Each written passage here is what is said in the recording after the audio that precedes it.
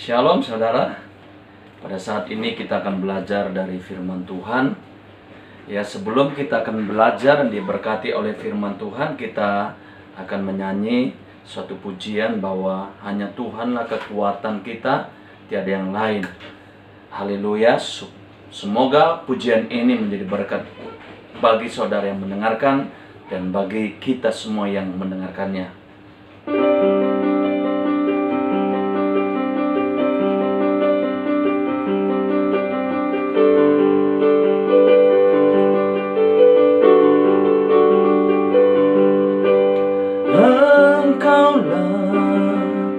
Kekuatan di hidupku,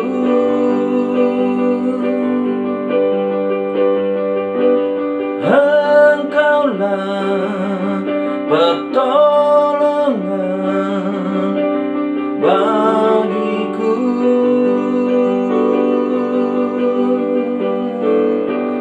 Engkaulah pengharapan bagiku.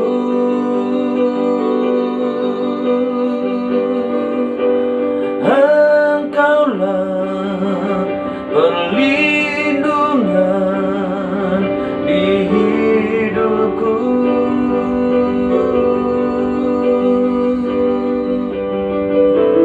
Ku tidak perlu takut, ku tidak perlu gentar, ku tidak perlu khawatir, sebab Kau sertaku. Ku tidak perlu takut,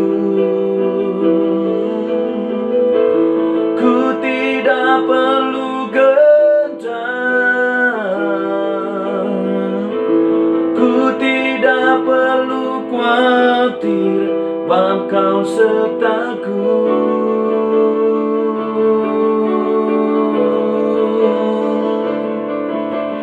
Engkaulah kekuatan di hidupku.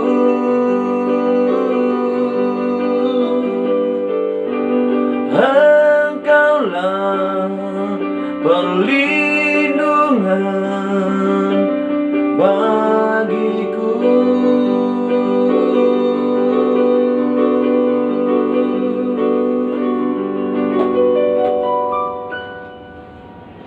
Puji Tuhan. Mari kita buka Alkitab kita yang terdapat di dalam Yeremia pasal yang ke-9 ayat yang ke-23 sampai yang ke-24. Yeremia pasal yang ke-9 ayat 23 sampai yang ke-24. Di sana dikatakan begini: mengenal Tuhan adalah kebahagiaan manusia. Beginilah firman Tuhan: janganlah orang bijaksana bermegah karena kebijaksanaannya. Janganlah orang kuat bermegah karena kekuatannya. Janganlah orang kaya bermegah karena kekayaannya. Ayat 24. Tetapi siapa yang mau bermegah, baiklah bermegah karena yang berikut, bahwa ia memahami dan mengenal aku, kata Yeremia, bahwa akulah Tuhan yang menunjukkan kasih setia, keadilan, dan kebenaran di bumi. Sungguh semuanya itu kusukai, demikianlah firman Tuhan. Baik sahabat yang dikasihi Tuhan, dikatakan di sana Yeremia menuliskan firman Tuhan ini kepada bangsa Israel, yaitu suku Yehuda yang dipimpin oleh raja yaitu Manasye. Perhatikan saudara, sahabat yang dikasihi Tuhan, dikatakan di sana, beginilah firman Tuhan, janganlah orang bijaksana bermegah karena kebijaksanaannya, janganlah orang kuat bermegah karena kekuatannya, janganlah orang kaya bermegah karena kekayaannya. Kalau kita melihat sepintas tulisan Yeremia ini, Sepertinya Yeremia ini alergi tentang kebijaksanaan atau kepintaran, alergi tentang orang yang kuat dan hebat, alergi dengan kekayaan. Tetapi saya mau sampaikan saudara, sahabat, bahwa Yeremia tidak alergi atau tidak anti dengan namanya kekuatan, dengan namanya kekayaan, dengan namanya kepintaran. Tetapi mengapa Yeremia menyampaikan ini kepada bangsa Israel atau suku Yehuda waktu itu, saudara? Sahabat, kita harus mengerti apa yang menjadi dasar, apa yang mendasari sehingga Yeremia menyampaikan firman ini kepada bangsa Israel. Sekali lagi, Yeremia tidak anti dengan yang namanya kepintaran, kebijaksanaan, kekuatan, kehebatan, dan kekayaan, kesuksesan, kemuliaan. Yeremia tidak anti. Karena apa, saudara? Sahabat, bahwa di Alkitab juga banyak orang yang pintar, orang-orang hebat, orang-orang kaya. Abraham itu pintar, dia hebat, dia kaya. Yeremia tidak anti. Tapi apa yang mendasari sehingga Yeremia berkata dan menyampaikan firman seperti ini, saudara? Pesan seperti ini. Janganlah. Saudara, sahabat, kita harus tahu ada kata-kata jangan. Berarti kalau ada kata jangan, itu ada sebuah larangan atau sebuah proboden, peringatan. Jangan, larang. Berarti ada sesuatu yang harus kita tidak bisa lakukan. Ada batasnya, saudara. Ini karena janganlah orang bijaksana bermegah karena kebijaksananya. Janganlah orang kuat bermegah karena kekuatannya. Janganlah orang kaya bermegah karena kekayaannya. Apa dasarnya? Baik saudara atau sahabat yang dikasih Tuhan, yang menjadi dasarnya kita harus tahu apa latar belakangnya. Latar belakangnya ayat ini, kata-kata ini adalah di mana waktu itu Raja Manasye itu menjalin hubungan bilateral dengan bangsa Asyur. Kita tahu bangsa Asyur adalah bangsa yang tidak mengenal Tuhan atau Yahweh waktu itu. Mereka tidak menyembah kepada Tuhan yang benar, yaitu Tuhan Yahweh yang menciptakan langit dan bumi. Tapi bangsa Asyur adalah orang-orang yang menyembah menyembah berhala, menyembah patung. Nah, ketika itu Raja Manasye mengadakan hubungan bilateral. Kenapa? Karena keadaan bangsa Israel atau suku Yehuda waktu itu adalah orang-orang yang miskin, orang-orang yang tidak dianggap. Sehingga Raja Manasye melakukan hubungan bilateral supaya keadaan bangsa, ekonomi orang Israel itu bisa berubah dan naik derajatnya. Yang kedua itu yang pertama. Yang kedua, lihat, demi kelanggengan, demi kenyamanan Raja Manasye itu membiarkan orang bangsa Asyur itu melakukan agama mereka di tengah-tengah bangsa Israel. Jadi Raja Manasye tidak melarang apa yang akan dilakukan oleh bangsa Asyur waktu itu. Kita tahu bangsa Asyur adalah penyembah berhala. Dan ketika Raja Manasye itu membiarkan apa yang akan dilakukan oleh bangsa Manasye, itu berbahaya. Karena apa, saudara? Karena mereka itu melakukan sesuatu yang keji di mata Tuhan, yaitu mereka melakukan ibadah menyembah berhala. Dan ini Raja Manasye demi kelanggengan dibiarkan. Ada istilahnya apa? Kompromi. Nggak apa-apa, demi kenyamanan, supaya tidak ditarik, atau supaya bagaimana, supaya tidak berubah jadi miskin lagi keadaan ekonomi orang Israel, sehingga dibiarkan. Ada kompromi. Tuhan tidak mau ada kompromi dengan dosa. Dosa is dosa. Jadi Raja Manasye melakukan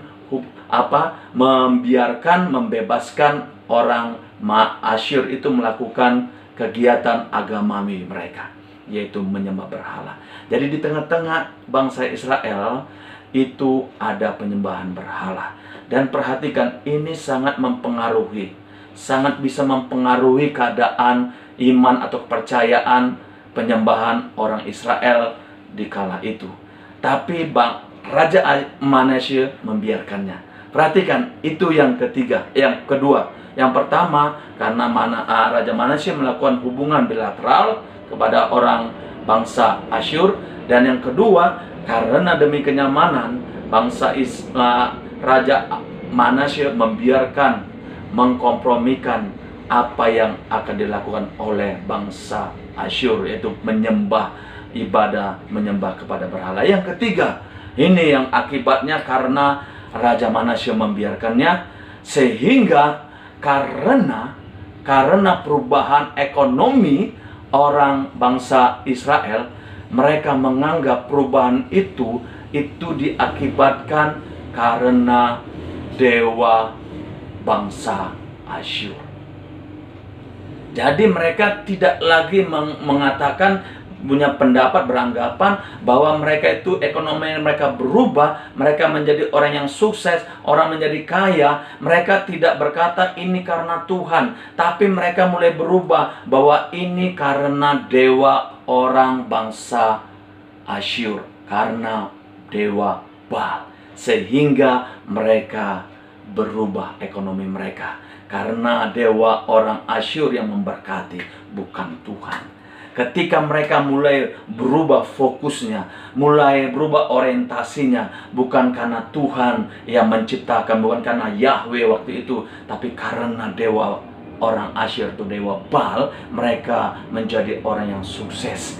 Sehingga inilah yang membuat hati Tuhan sakit, Tuhan tidak senang, sehingga Tuhan menyampaikan firman kepada Yeremia supaya disampaikan kepada bangsa Israel. Dikatakan apa? Janganlah, perhatikan, janganlah orang bijaksana bermegah karena kebijaksanaannya. Janganlah orang kuat bermegah karena kekuatannya. Janganlah orang kaya bermegah karena kekayaannya.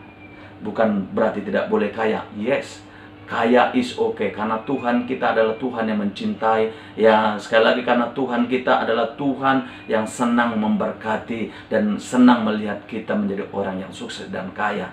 Tetapi perhatikan, ketika kita sukses, kita kaya, kita diberkati, kita harus sadar semuanya itu dari mana. Bukan karena bekerja keras begitu luar biasa, bukan karena kepintaran kita, bukan karena kekuatan kita, bukan karena kegigihan kita, tapi kita harus menyadari semua itu karena Tuhan. Kalau bukan Tuhan yang memberkati, kalau bukan Tuhan yang campur tangan, tidak akan terjadi. Seharusnya begitu, sehingga hanya nama Tuhan dipermuliakan, bukan kita yang hebat. Amin. Oleh karena itu, jadi sekali lagi, Yeremia tidak anti dengan yang namanya kekuatan, kepintaran, dan kekayaan. Tetapi itu menjadi malapetaka, bumerang, kalau kita merasa kekayaan kita, kehebatan kita, kekuatan kita, kepintaran, kebijaksanaan kita karena kita, itu bahaya dan Tuhan tidak suka. Dan Alkitab berkata, oh, Tuhan menentang orang yang angkuh atau sombong. Baik sahabat, hari ini saya akan membawakan sesuatu, temanya itu Stop AIDS. Stop AIDS. Apa itu Pak Pendeta? AIDS tulisannya AIDS. Itu singkatan saudara. Sahabat, A itu angkuh, I itu namanya iri hati, D itu namanya dengki, dongkol, dan S itu namanya serakah atau sombong, sirik. Sekali lagi, A itu adalah angkuh, I iri hati, D dongkol atau dengki, dan S serakah, sirik atau serakah, sombong. Jadi stop semuanya ini. Stop AIDS jadi singkatannya. Amin. Perhatikan, apa yang membuat orang bisa jadi sombong? Ini menjadi pertanyaannya. Apa yang membuat orang bisa jadi sombong? Yang pertama adalah karena tidak mengenal Tuhan dengan benar. Perhatikan apa yang membuat orang bisa jadi sombong, yaitu karena tidak mengenal Tuhan dengan benar. Perhatikan bahwa perikopnya di atas itu dikatakan mengenal Tuhan adalah kebahagiaan manusia. Mengenal Tuhan adalah kebahagiaan manusia. Ini sesuatu yang kontras, terbalik dengan apa pendapat dunia. Kalau dunia berkata, orang yang berbahagia adalah orang yang mempunyai. Perhatikan, dunia berpendapat, orang yang berbahagia adalah orang yang memiliki atau mempunyai. Memiliki apa? Memiliki kekuatan. Memiliki apa? Memiliki kepintaran. Memiliki apa? Memiliki kekayaan. Itu menurut dunia mereka akan bahagia. Tapi saat ini firman Tuhan berkata, kebahagiaan manusia adalah ketika manusia itu mengenal Tuhan Pencipta. Sekali lagi, kebahagiaan manusia bukan karena dia memiliki, bukan karena mempunyai ini dan itu. Ini perlu dipertanyakan, kalau orang bahagia akan berbahagia kalau memiliki. Memiliki apa? Memiliki istri. Memiliki apa? Memiliki suami yang ganteng. Memiliki apa? Memiliki kekayaan. Memiliki apa? Memiliki anak. Itu perlu dipertanyakan. Apakah setelah memiliki suami yang ganteng, dia akan otomatis bahagia? Malah banyak sekarang orang memiliki suami yang ganteng, dia tidak pernah berbahagia. Malah sekarang orang banyak memiliki istri yang cantik, tapi mereka tidak bahagia karena mereka merasa was-was dan takut. Dan orang berkata dia akan bahagia kalau memiliki rumah yang mewah, kekayaan yang banyak. Sekarang banyak orang kaya menjadi takut, bukan bahagia, menjadi hidupnya penuh ketakutan. Jadi yang dimaksud kebahagiaan itu adalah bukan datangnya dari eksternal, tapi kebahagiaan itu yang keluar dari internal. Bukan dari eksternal masuk ke dalam, tapi adalah yang dari dalam itu keluar. Itulah yang dikatakan bahagia. Tapi firman Tuhan hari ini berkata, kebahagiaan manusia adalah mengenal Tuhan. Berbeda. Orang Kristen, orang percaya Tuhan, kebahagiaannya bukan karena memiliki dan mempunyai. Karena semuanya itu akan bisa sirna. Tapi ketika kebahagiaan itu adalah mengenal Tuhan, ini luar biasa, saudara. Memang kita tidak bisa meraih kebahagiaan, karena kebahagiaan itu tidak bisa diraih. Kebahagiaan itu adalah dipancarkan.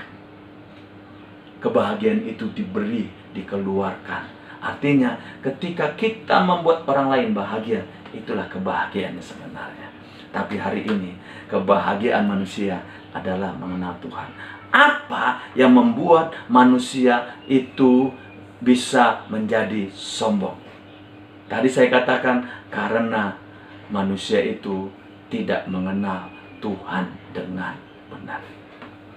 Dikatakan di sana ayat yang ke-24. Perhatikan ayat 24. Tetapi siapa yang mau bermegah, baiklah bermegah karena yang berikut. Apa dikatakan? Bahwa ia memahami dan mengenal aku. Sekali lagi saya katakan, bahwa ia memahami dan mengenal aku, kata Tuhan. Jadi kalau orang mau sombong, harus kenal Tuhan dulu. Makanya dikatakan tadi, apa yang membuat orang lain bisa jadi sombong? Karena dia tidak mengenal Tuhan dengan benar. Banyak orang sombong karena dia tidak mengenal Tuhan dengan benar. Dia orang Kristen, tapi dia tidak kenal Tuhan dengan benar. Jadi dengan kata lain, kalau Anda ingin sombong, perhatikan sekali lagi, kalau Anda ingin sombong, kenallah Tuhan terlebih dahulu. Apa artinya, saudara? Apa artinya kita harus kenal Tuhan? Kalau kita sudah kenal Tuhan, baru boleh sombong. Saya mau katakan dengan kata lain, kita tidak bisa sombong dan tidak boleh sombong kalau kita sudah mengenal Tuhan. Sekali lagi, kalau mau sombong, kenal Tuhan terlebih dahulu. Kalau sudah kenal Tuhan dengan benar, barulah boleh Anda sombong. Dengan kata lain, ketika kita atau Anda sudah kenal Tuhan, saya percaya Anda tidak akan bisa sombong dan tidak boleh sombong. Pertanyaannya, mengapa kita harus mengenal Tuhan dengan benar? Pertanyaannya, mengapa kita harus mengenal Tuhan dengan benar? Yang pertama, kalau kita mengenal Tuhan dengan benar, yang pertama, kita akan menyadari bahwa semua yang ada pada kita itu datangnya dari Tuhan. Sekali lagi, mengapa kita harus mengenal Tuhan dengan benar? Karena yang pertama, supaya kita sadar bahwa semua yang ada pada kita itu berasal dari Tuhan. Dengan kata lain, Tuhan adalah pemilik segala sesuatu. Di dalam Mazmur pasal 24 ayat 1 dikatakan bahwa Tuhanlah pemilik dan empunya segala yang ada di bumi dan segala isinya. Mazmur berkata, Tuhanlah pemilik. Jadi kalau Tuhan pemilik, kita ini tidak pernah memiliki, sahabat. Kalau kita tidak pernah memiliki, apakah bisa kita sombong? Apa yang akan kita sombongkan? Padahal kita tidak pernah memiliki. Kita tidak pernah mempunyai. Oleh karena itu, kalau mau sombong, kenal Tuhan. Kenapa? Karena kalau kita kenal Tuhan, kita menyadari bahwa aku ini tidak punya apa-apa. Bahwa saya ini tidak memiliki apa. Karena apa? Karena Tuhanlah sang pemilik. Kita hanya penata layan. Kita hanya dipercayakan oleh Tuhan. Sahabatku yang dikasih Tuhan, kita hanya dipercayakan. Kita hanya dititipkan oleh Tuhan. Kita tidak pernah memiliki. Oleh karena itu, mengapa kita harus mengenal Tuhan dengan benar? Karena yang pertama, supaya kita sadar bahwa kita tidak pernah memiliki apa-apa. Supaya kita sadar bahwa segala sesuatu yang ada pada kita itu bukan milik kita, tapi itu miliknya Tuhan. Ini luar biasa, sahabatku, saudaraku yang dikasih Tuhan. Jadi kita harus sadar bahwa kita ini tidak pernah memiliki. Sepemilik itu adalah hanya Tuhan. Tuhan hanya percayakan. Kalau kita sudah tahu ini, kita tidak akan bisa dan tidak akan jadi orang yang sombong dengan apa yang ada pada kita. Kenapa? Karena semuanya hanya titipan, hanya dipercayakan. Kita hanya penata layan mengelola apa yang telah dipercayakan oleh Tuhan kepada kita. Mengapa kita harus mengenal Tuhan dengan benar? Karena yang kedua, supaya kita sadar bahwa semuanya itu sifatnya sementara. Sekali lagi, mengapa kita harus mengenal Tuhan dengan benar? Karena apa yang ada di bumi ini adalah sementara. Kekuatan, makanya Yeremia berkata, jangan sombong, jangan bermegah dengan kebijaksanaan. Karena apa, saudara? Kalau kita menyadari orang yang pintar, kalau sudah jadi tua, dia kan tidak menjadi orang yang pintar lagi. Bisa jadi pikun.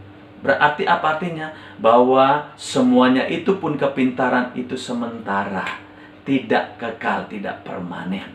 Dan dikatakan Yeremia, janganlah orang yang kuat itu bermegah karena atau sombong dengan kekuatannya. Karena apa? Semakin tua manusia itu akan semakin merosot dan tidak akan memiliki kekuatan lagi. Kok udah umur 100 tahun nggak bisa berbuat apa-apa lagi, malah dia butuh orang lain untuk menolong dia. Oleh karena itu jangan sombong. Kenapa? Karena kekuatan pun itu sementara, ada batas waktunya. Yeremia berkata, orang kaya jangan bermegah karena ada, jangan sombong dengan kekayaannya. Karena apa? Karena kekayaan pun itu sifatnya sementara. Dia akan bisa pergi meninggalkan kita. Kalau bukan dia meninggalkan kita, kitalah yang akan meninggalkan dia, alias kita meninggalkan dunia ini. Jadi semuanya sementara. Tidak ada yang kekal. Apa yang di bumi ini tidak ada yang kekal. Oleh karena itu, kalau kita mengenal Tuhan yang kekal, kita akan menyadari bahwa apa yang ada di bumi ini itu tidak kekal dan sifatnya sementara. Kalau namanya sementara, suatu ketika dia pasti akan pergi dan meninggalkan kita. Oleh karena itu, sahabat saudara dikasih Tuhan, mari sadari bahwa kita ini tidak memiliki apa-apa. Mari sadari bahwa semua apa yang ada di bumi ini adalah sementara dan suatu ketika dia akan pergi dan tidak permanen. Apa yang membuat orang sombong? Karena dia tidak mengenal Tuhan dengan benar. Mengapa kita harus mengenal Tuhan dengan yang benar? Karena kita kalau udah kenal Tuhan dengan benar, kita akan menyadari bahwa apa yang ada pada kita itu adalah miliknya Tuhan. Yang kedua, kita akan menyadari bahwa apa yang ada pada kita, apa yang di bumi ini tidak kekal alias sementara. Oleh karena itu, saya mau nyampaikan, jangan pernah sombong. Sekali lagi, karena Tuhan sangat membenci yang namanya kesombongan, keangkuhan, keiri hatian. Lucifer itu dibuang dari surga karena sifat kesombongan. Jangan sampai kita dibuang oleh Tuhan karena kita merasa sombong, dan kalau udah sombong, Tuhan yang menjadi lawan kita. Haleluya. Jadi Tuhan memberkati. Biarlah apa yang saya sampaikan ini menjadi kekuatan, menjadi berkat bagi kita. Saya akan nyanyikan dengan lagu ini. Ku tidak perlu takut, ku tidak perlu gentar,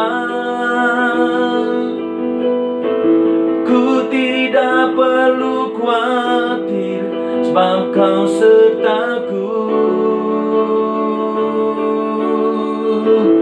Ku tidak perlu takut, ku tidak perlu gentar,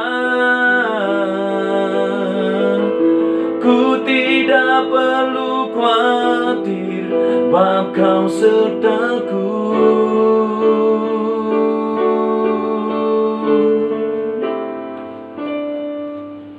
Terima kasih Tuhan, kami tidak perlu gentar, dan kami tidak perlu rendah diri, dan kami tidak perlu sombong, karena semuanya itu dari Tuhan, dan semuanya tidak kekal, dan suatu ketika akan kami tinggalkan dan akan meninggalkan kami.